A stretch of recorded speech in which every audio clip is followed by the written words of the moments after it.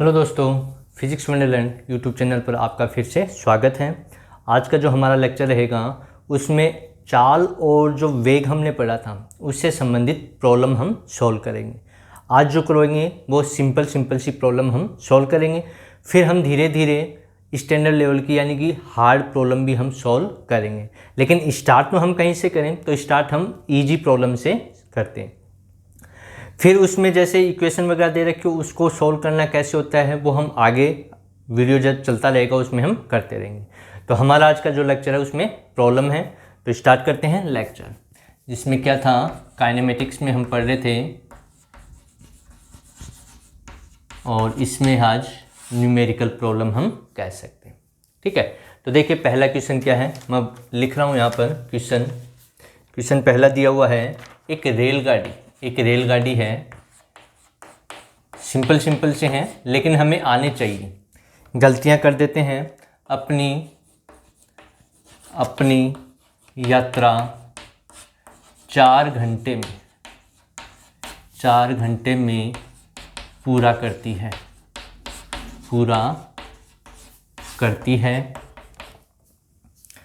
जिसमें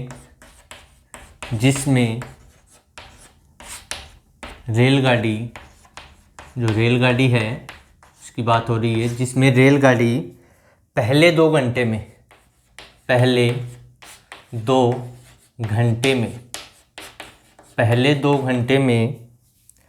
80 kilometre per hour की चाल से तथा शेष 2 घंटे में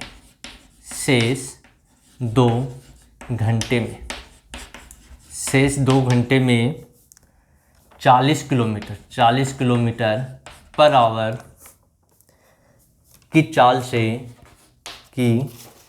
से चलती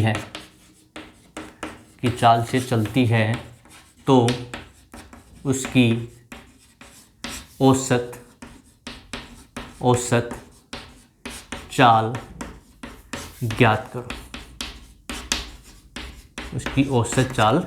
करो। ये क्वेश्चन पूछा गया कि एक रेलगाड़ी है, 4 घंटे में सफ़र तय करती है, जिसमें से 2 घंटे 80 किलोमीटर पर आवर की स्पीड से चलती है और अगले 2 घंटे में 40 किलोमीटर पर आवर की स्पीड से चलती है। तो यानी कि हमें यहाँ पर दूरी का मान, डिस्टेंस नहीं गिवन है, तो कैसे इसको हम सॉल्व करें। इसको सॉल्व करें तो हमें क्या दिया हुआ है, हमने मान लिया V1 पहले चाल कितनी चल रही है, वो पहले 2 घंटे में 80 किलोमीटर पर आवर की स्पीड से चल रही है। और कितने घंटे, 2 घंटे, तो T1 हो गया 2 आवर।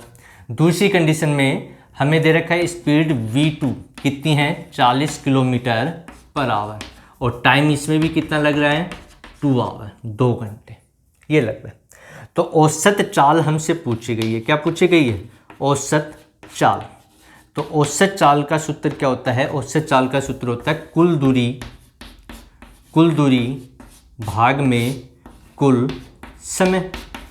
ये तो होता है औसत चाल का सूत्र क्या होता है, कुल दूरी बटे कुल समय। तो दूरी हमें नहीं दी हुई तो दूरी कैसे ज्ञात करें। देखिए दूरी का सूत्र क्या होता है, दूरी बराबर चाल गुणा समय। क्या होता है, चाल गुणा समय, ये होता है। तो पहली दूरी मान लो S1 है, पहले आधा सफ़र उसने तय किया, आधी यात्रा की पहले 2 घंटे में, तो उसने S1 दूरी तय की। किस चाल से तय कर रही है, V1 चाल से। समय कितना लगा, T1, तो क्या लिख सकते हैं हम, V1 × T1। ऐसे ही S2 लिखना चाहें, शेष आधे समय में दूरी तय कर रहे हैं S2, तो किस चाल से, V2 से। समय कितना लगा, T2, ये आ गया। क्या आ गया, S1 और S2 आ गया हमारे पास।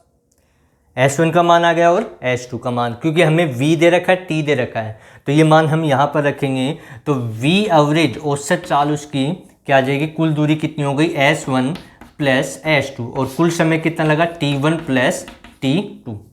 S1 का मान कितना है, V1 T1 + V2 T2, ये S1 S2 का अपॉन में T1 प्लस T2। अब V1 T1 V2 T2 T1 T2 इनके मान रख दो, सॉल्व कर लो, रिजल्ट आ जाएगा। तो क्या आएगा, V एवरेज हमारे पास ये आएगा, V1 कितना है 80 गुणा T1 कितना है, T1 है 2 प्लस V2 कितना है 40 गुणा T2 कितना है 2 भाग में समय कितना है आधा आधा, टोटल कुल समय 2 + 2 ऐसा भी लिख सकते हैं, या 4 टोटल यात्रा 4 घंटे में कर रहे तो वो भी आ जाएगा। अब इसको आगे सोल्व करेंगे तो 80 × 2 कितना हो गया 160 प्लस 40 × 2 80 अपॉन में कितना आ गया 4 आ गया।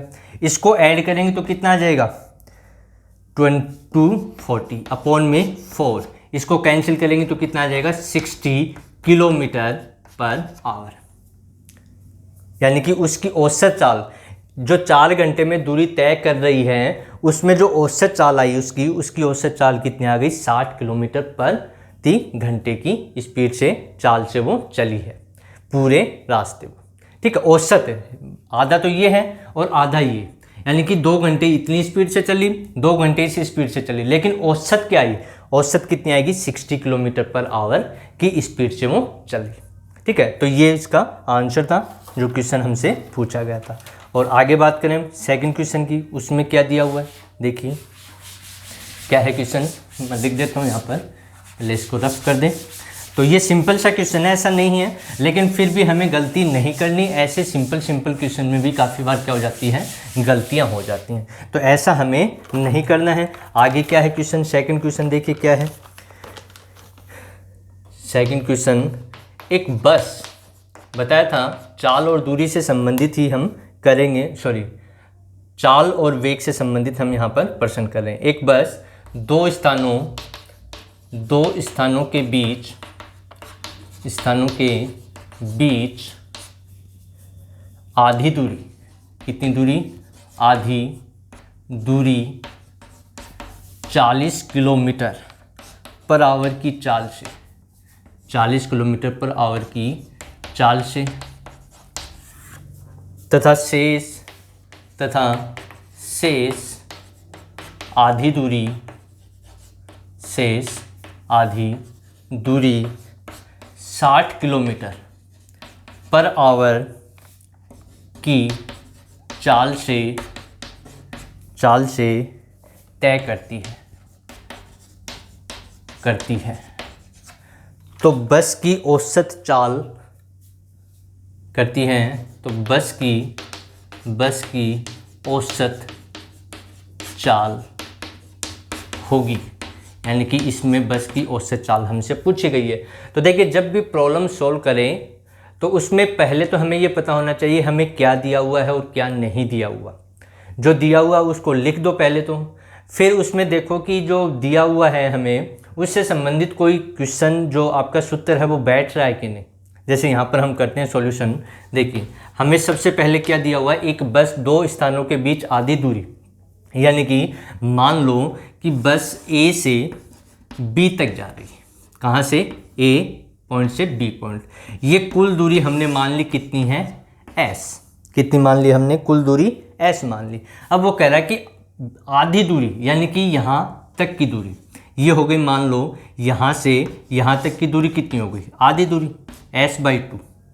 S/2 किस स्पीड से, 40 km/h की रफ्तार से, यानी कि यहाँ से यहाँ तक की इस पॉइंट से इस पॉइंट तक के बीच की जो उसकी रफ्तार रही है वो कितनी है 40 km/h। फिर वो कह रहा है कि चाल से तथा शेष आधी दूरी, तो ये दूरी कितनी हो गई, ये भी शेष दूरी, ये भी S/2 हो जाएगी।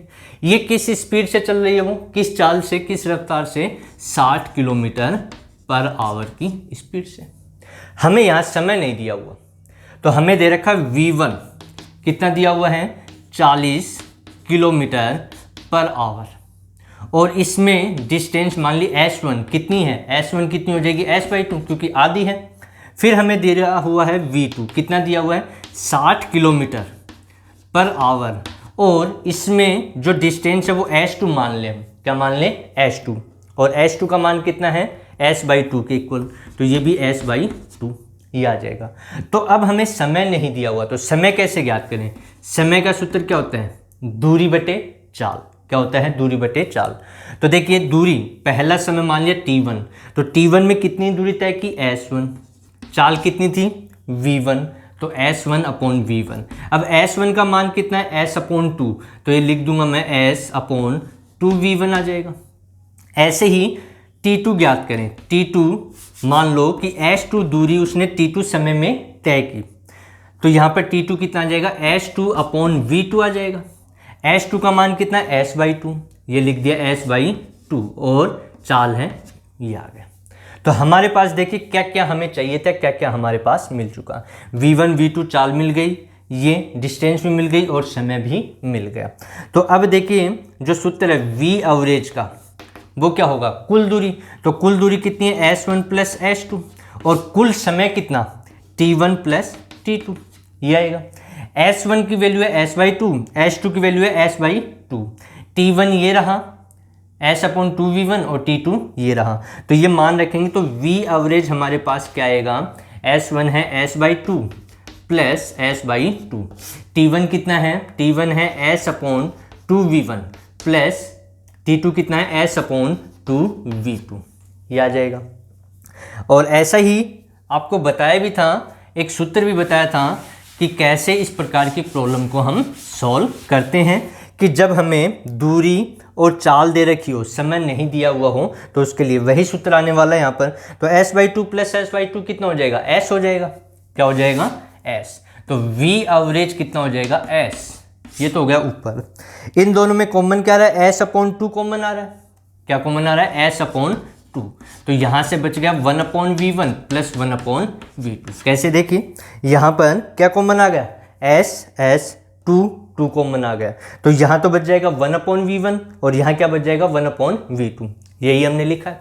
अब देखिए ये 2 ऊपर मल्टीपल में चला जाएगा और s से s कैंसिल हो गया, तो v एवरेज कितना आ जाएगा? 2 upon 1 upon v1 plus 1 upon v2। आगे इसको सॉल्व करें, तो सॉल्व करेंगे तो क्या आएगा? इनका एलसीएम ऊपर 2 अपॉन 1 अपॉन एलसीएम कितना आ गया? v1 v2, तो ये कितना आ जाएगा? v1 plus v2। ये v1 v2 यहाँ कहाँ पर आ जाएगा? मल्टीपल में आ जाएगा। कहाँ पर आ जाएगा? मल्टीपल में। तो क्या रिजल्ट आएगा? देखिए यहाँ पर इसको मैं लिख देता हूँ, मल्टीपल में आ जाएगा। तो क्या हमें देखने को मिल रहा है? v average equals to 2v1 v2 upon क्या आ जाएगा? v1 plus v2। और यही सूत्र यदि आप पिछला जो लेक्चर है वो देखोगे पीछे का, तो उसमें यही सूत्र आपको बताया भी था, लेकिन यहाँ पर हमने सॉल्व कर लिया। हो सकता है थोड़ा सा लेंथी होगा, लेकिन याद नहीं रहे तो हमें तरीके से सॉल्व करना है। और यदि याद है तो सीधा ये फॉर्मूला लगा दीजिए। कब? जब हमें दूरी आधी आधी दे रखी हो, चाल दी हुई हो, समय नहीं दिया हुआ हो, तो उस स्थिति में ये सूत्र हमें उपयोग में लेना। अब यहाँ पर मान रख दो, तो v एवरेज कितना आ जाएगा? 2 इंटू v1 कितना है? v1 है 40, v2 कितना है? 60 है, 60 अपॉन v1 40 प्लस 60। अब इसको सॉल्व कर लो, तो सॉल्व करेंगे तो क्या आएगा? ये आएगा 80 हो जाएगा, और 80 480 अपॉन में 60 प्लस 40 कितना हो गया? 100, तो कितना आ गया? 48 किलोमीटर पर आवर। ये उस बस की क्या होगी? एवरेज स्पीड निकल आई। इस प्रकार से हमें सॉल्व करना है। बिल्कुल सिंपल सी, जैसा बताया, बिल्कुल सिंपल प्रॉब्लम आज के लेक्चर में हम करने वाले हैं। अगले लेक्चर में थोड़ी और अच्छी प्रॉब्लम आएंगी, लेकिन हमें पहले इजी भी तो करनी आनी चाहिए, तभी तो हम हार्ड कर पाएंगे। वैसे हार्ड कुछ नहीं है, यदि समझ जाएंगे, करने का तरीका पकड़ में आ गया हमें, तो हम खुद ही क्वेश्चन बना सकते हैं और खुद ही उसको सॉल्व कर सकते हैं। ठीक है, जैसे अभी एक क्वेश्चन है, मान लो एनसीईआरटी की बुक का है। क्वेश्चन ये है कि कोई बस या गाड़ी चित्रानुसार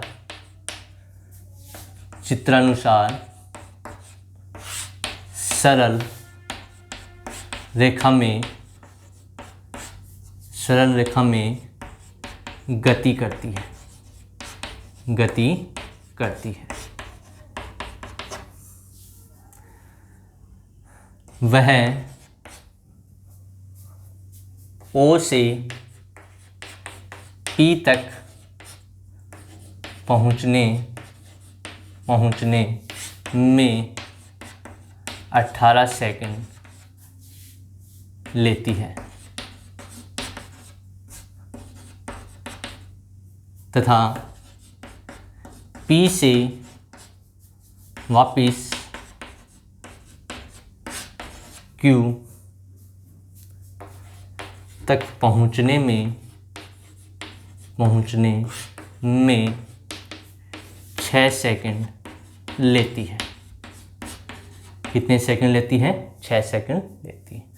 तो गाड़ी की औसत चाल एवं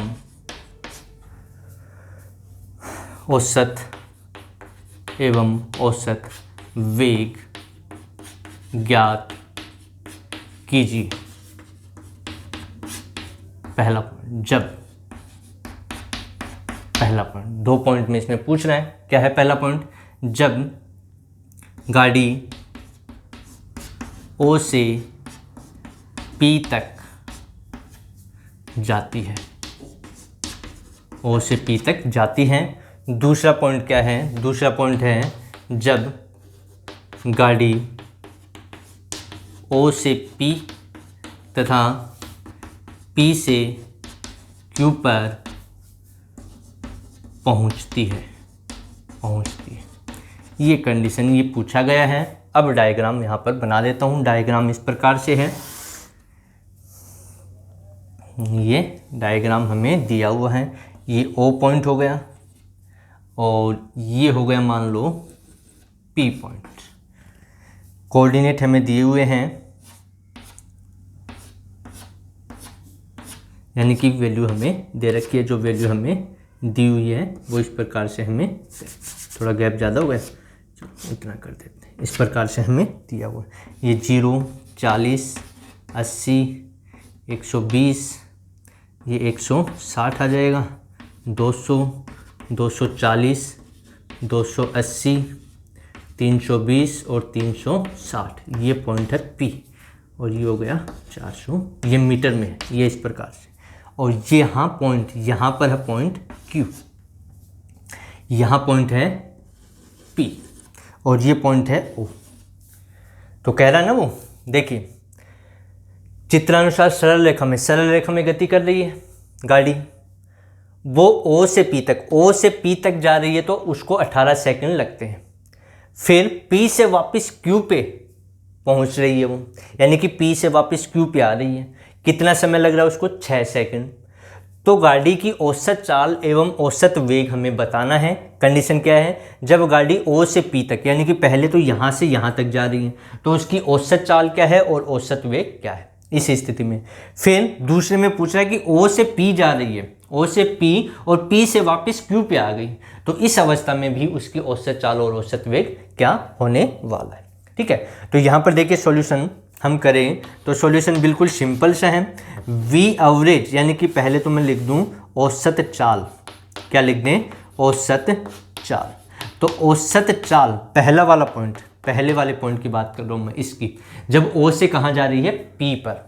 ये दूसरा वाला बाद में कर रहे हैं, पहले हम O से P तक जाएंगे।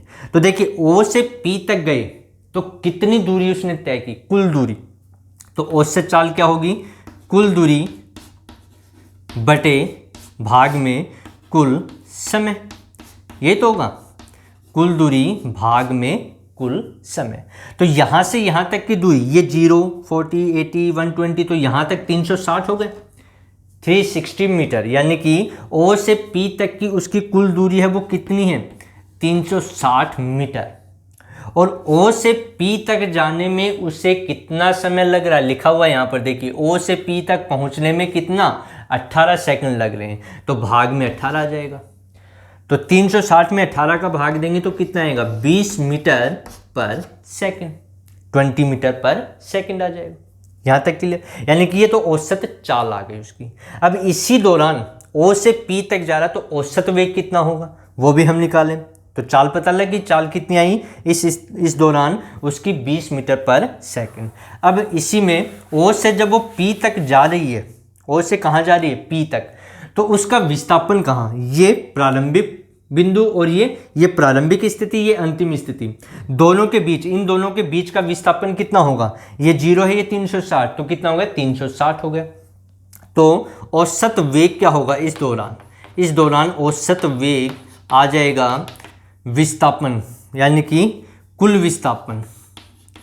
विस्थापन हम कह सकते हैं, यानी या ऐसा कह सकते हैं कि अंतिम स्थिति और माइनस प्रारंभिक स्थिति, अंतिम और प्रारंभिक स्थिति के बीच की जो डिस्टेंस हो उसको हम विस्थापन, तो कुल विस्थापन भाग में कुल समय, ये तो होगा, यानी कि उसका यहाँ से यहाँ तक का विस्थापन क्या है, ऐसे हम कह सकते हैं। तो विस्थापन कितना है 360 है, और समय कितना लग रहा है 18 सेकंड, ये 18, तो ये कितने आ गई 20 मीटर पर सेकंड। तो यानी कि हमें देखने को क्या मिला, हमें ये देखने को मिला कि O से P तक जब वो गाड़ी जा रही है तो उसकी औसत चाल और औसत वेग बराबर हैं। तो यहाँ से एक निष्कर्ष और निकलता है, क्या निकलता है, ये निष्कर्ष निकलता है कि चाल और वेग बराबर हो सकते हैं। जैसे हमने पढ़ा था विस्थापन और दूरी क्या होते हैं, बराबर हो सकते हैं। तो यहाँ से क्या रिजल्ट निकला कि चाल और वेग भी बराबर हो सकते हैं, लेकिन जो वेग है वो चाल से कभी कम नहीं हो सकता, हमेशा क्या होगा, ज़्यादा ही होगा।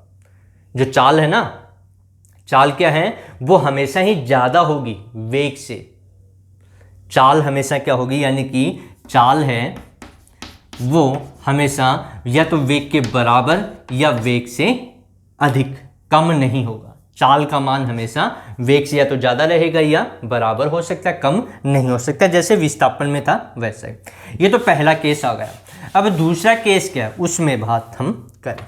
तो सेकंड केस में हमें क्या दिया हुआ है, सेकंड केस में औसत चाल।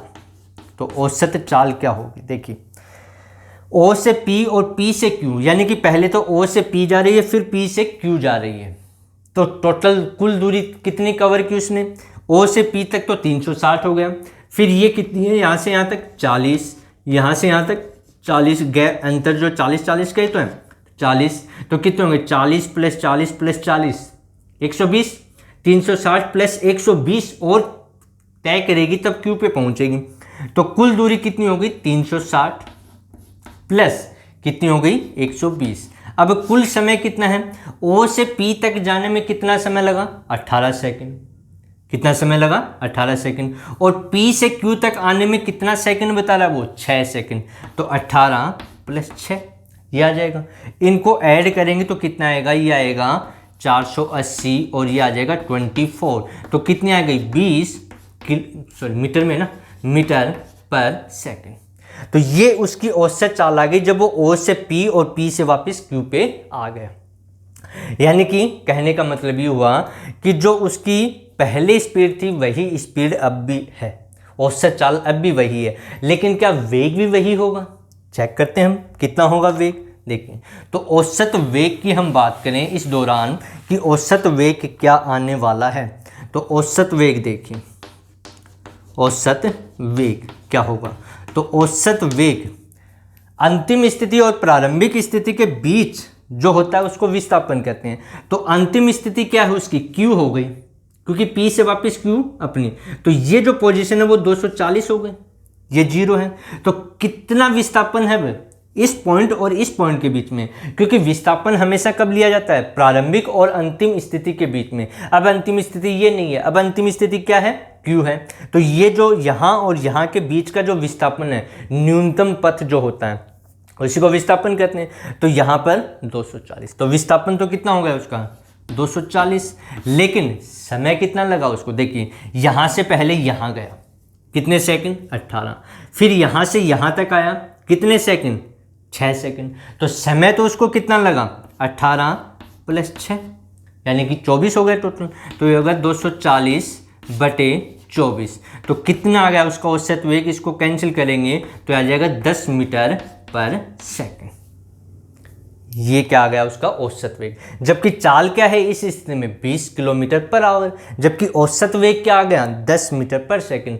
क्यों, क्योंकि जो वेग है वो एक सदिश राशि होती है। कैसी राशि होती है? सदिश राशि। और सदिश राशि होती है तो उसमें दिशा होती है। तो देखिए पहले तो वो ऐसे जा रही थी, फिर घूम करके ऐसे आ गई, वापिस अपने पथ की ओर आ रही है, तो उसकी जो वेग है पहले इधर जाएगा तो बढ़ रहा था, फिर ऐसे आएगा तो वो विपरीत दिशा में हो गया कि नहीं, तो उसके कारण उसके वेग में क्या हो जाएगी? तो इसका वेग कितना आ जाएगा? 10 मीटर पर सेकंड के इक्वल। ठीक है, तो ये हमारे आज का लेक्चर में था, हमने प्रॉब्लम सॉल्व की। अगले लेक्चर में हम प्रॉब्लम सॉल्व करेंगे। कैसी प्रॉब्लम? उसमें हम पहले तो हमें उसके बारे में हम पढ़ेंगे कुछ अवकलन के बारे में, वो अगले लेक्चर में बताएंगे। 2-4 फॉर्मूले वो हमें याद करने हैं, याद रखने हैं। बाकी जो हमारा जो आएगा वो मैथ में आता है, लेकिन हम यहाँ पर जो यूज होने वाला है उसके बारे में थोड़ा सा आपको बताया जाएगा। फिर हम उससे संबंधित प्रॉब्लम भी सॉल्व करेंगे। जैसे मान लो x = हमें दिया हुआ t² - 2t + 3, इस प्रकार से हमें दिया हुआ है। हमें पूछ लिया कि ये कण का जो कण है उसकी दूरी का है या विस्थापन हमें दे रखा है, तो इसका वेग क्या होगा, ताक्षणिक वेग क्या होगा, औसत वेग क्या होगा, किसी समय के ऊपर। तो उसके लिए हमें क्या है, थोड़ा बहुत अवकलन का भी ज्ञान होना चाहिए, वो हम यहाँ पर बता देंगे। बाकी आपका मैथ में पूरी अवकलन समाकलन वगैरह चलती हैं, लेकिन हमारे जो यूज होगा उसको हम वहीं पर बता करके आपको सॉल्व करवा देंगे। तो अगले लेक्चर के लिए हम तैयार रहिए आप लोग, और तब तक ये क्वेश्चन है वो सॉल्व कीजिए। और यदि आपको वीडियो अच्छा लगे तो लाइक कीजिए और शेयर कीजिए, जिससे ये जो वीडियो मैं अपलोड कर रहा हूँ काफ़ी बच्चों के पास पहुँच के, ज़्यादा से ज़्यादा बच्चों के पास, लोगों के पास पहुँच चुके। ठीक है, तो इसलिए लाइक कीजिए और शेयर कीजिए। Thank you.